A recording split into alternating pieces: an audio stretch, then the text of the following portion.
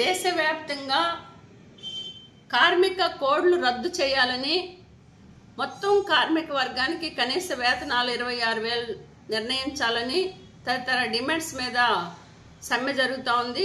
ఈ సమ్మెలో మన జిల్లాలో ఉన్న మొత్తం కార్మిక వర్గం ఆశా, అంగన్వాడీ, మధ్యాహ్న భోజన కార్మికులతో పాటు ఈరోజు ముఠా, ఆటో, ట్రాన్స్పోర్టు, ఈరోజు బిల్డింగు, ఇంటి పని వాళ్ళు అన్ని తరగతులు ప్రజానీకం పాల్గొని జయప్రదం చేయాలని చెప్పేసి కోరుతున్నాం.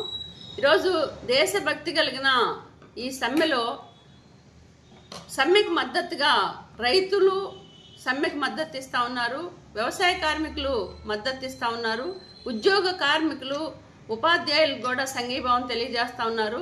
ఈరోజు వీళ్ళందరూ కూడా జూలై 9వ తారీఖున పెద్ద ఎత్తున సమ్మెలో భాగస్వాములు అవుతున్నారు. ఎందుకు ఈ సమ్మె చేయాల్సి వచ్చింది? ఈరోజు కేంద్రంలో నరేంద్ర మోడీ గారు 3వసారి అధికారంలోకి వచ్చిన తర్వాత ఈరోజు కార్మిక వర్గాన్ని మొత్తం యాజమాన్యానికి బానిసలుగా మార్చే విధంగా 29 కార్మిక చట్టాలను రద్దు చేసి 4 లేబర్ కోడ్లు తీసుకొచ్చారు. ఈ లేబర్ కోడ్లు కనుక అమలైతే రాబోయే కాలంలో ఈరోజు 8 గంటల పని హక్కుని 12 గంటలు చేయడానికి ప్రభుత్వం సిద్ధపడతా ఉంది. కేంద్ర ప్రభుత్వం ఇంకా లేబర్ కోడ్లు అమలు కాకముందే మన రాష్ట్రంలో 8 గంటల పనిని 10 గంటలు చేస్తూ కేబినెట్ తీర్మానం చేశారు. అట్లనే ఓటీ అవర్స్ను పెంచారు. మహిళలు కూడా రాత్రిపూట పనిచేయాలి అనే పద్ధతిలో ఈరోజు మన రాష్ట్ర కేబినెట్ తీర్మానం చేసింది. దీన్ని వెంటనే ఉపసంహరించుకోవాలని చెప్పేసి కూడా ఈ సమ్మె సందర్భంగా డిమాండ్ చేస్తూ ఉన్నాం. అలానే ఈరోజు కనీస వేతనాలు ఇంతకుముందు ఐఎల్ఈసి సిఫారసు ప్రకారం 26,000 ఇవ్వాలి, కానీ ఈరోజు లేబర్ కోడ్లు వచ్చేసి కనీస వేతనాలని రోజుకి 178 రూపాయలు ఇస్తే చాలు అనే పద్ధతిలో జాతీయ కనీస వేతనాన్ని కేంద్ర ప్రభుత్వం నిర్ణయం చేసింది.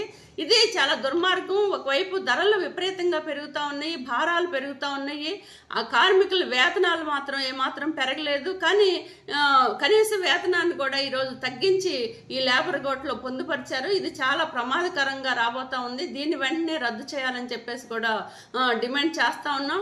అలానే ఈపాటికే సామాజిక భద్రతకు సంబంధించి కనీసం యాజమాన్యం 10 మంది పనిచేసే ప్రతి ప్రాంతంలో పిఎఫ్ కట్టాలి, ఈఎస్ఐ కట్టాలి, గ్రాట్యుటీ అమలు చేయాలి, చట్టబద్ధమైన సౌకర్యాలు అమలు చేయాలి. పోనీ ఎక్కడైనా యాజమాన్యం అమలు చేయకపోతే వాళ్ళ మీద ఫైన్ వేసే రైట్ ఉంది.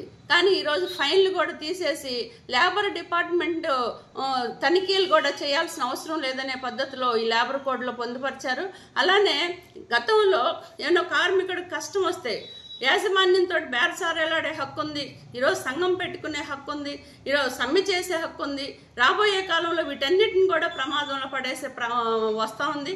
సమ్మె కూడా ఒకరోజు కనుక సమ్మె చేసి ఇల్లీగల్ సమ్మె అయితే 8 రోజులు జీతం కట్ చేస్తామని చెప్పేసి చెప్తా ఉన్నారు. ఇది చాలా దుర్మార్గం. ఈ కార్మిక కోడ్లు కనుక అమలైతే భవిష్యత్తులో కార్మికులు మరింత నష్టపోయే ప్రమాదం ఉంది. అట్లనే ఈరోజు దేశంలో దాదాపు 1 కోటి మంది స్కీమ్ వర్కర్లు ఉన్నారు.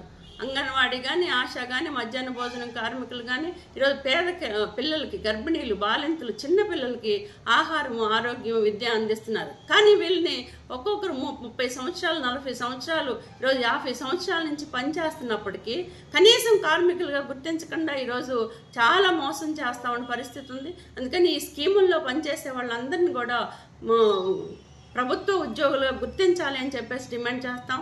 ఇట్లా సంపద సృష్టిస్తున్న ఆటో కార్మికులు కానీ, భవన నిర్మాణ కార్మికులు కానీ, ఈరోజు హమాలీ కార్మికులు కానీ ఎటువంటి సమగ్ర చట్టం లేదు.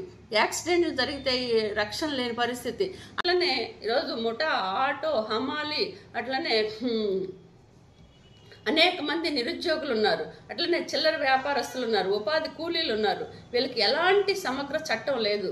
60 సంవత్సరాలు పనిచేసిన తర్వాత, వయసు ఉడిగిపోయిన తర్వాత కనీసమైన పెన్షన్ కూడా లేదు. అందుకని వాళ్ళకి 9,000 రూపాయల పెన్షన్ ఇవ్వాలి అని చెప్పేసి కూడా ఈ సందర్భంగా డిమాండ్ చేస్తూ ఉన్నాము. అట్లనే భారతదేశంలో దాదాపు 1 కోటి మంది స్కీమ్ వర్కర్లు ఉన్నారు.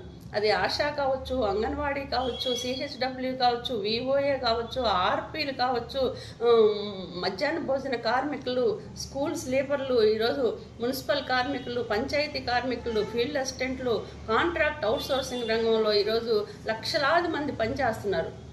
ఎవ్వరికి ఉద్యోగ భద్రత లేదు, కనీస వేతనాలు లేవు, సామాజిక భద్రత సౌకర్యాలు అమలు చేయకుండా ఈరోజు కట్టు బానిసలు చేసి ఈరోజు పనిచేస్తున్న పరిస్థితి ఉంది. కనీసం స్కీమ్ వర్కర్ని కార్మికులుగా కూడా గుర్తించిన పరిస్థితి ఉంది. అందుకని వీళ్ళందరినీ ప్రభుత్వ ఉద్యోగులుగా గుర్తించాలి అని చెప్పేసి కూడా ఈ సందర్భంగా డిమాండ్ చేస్తా ఉన్నాం. ఈరోజు ప్రభుత్వం ప్రైవేటీకరణ విధానాలను చాలా వేగంగా అమలు చేస్తూ ఉంది.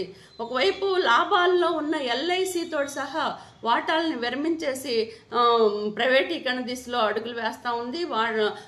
బ్యాంకులతో సహా ఈరోజు ప్రైవేట్ వాళ్ళకి అప్పచెప్పే పని చేస్తూ ఉంది. రైలు ట్రాక్లు, చివరికి రైల్వే స్టేషన్లు కూడా అమ్మేస్తూ ఉంది. చివరికి రైలు ఛార్జీలు పెంచి ప్రజల మీద ఏమో భారాలు వేస్తూ ఉంది. అట్లనే ఈరోజు విద్యుత్తు అన్నిటికన్నా కీలకమైంది, ముఖ్యమైనది, ప్రతి ఇంట్లో అవసరమైంది ఈరోజు విద్యుత్తు.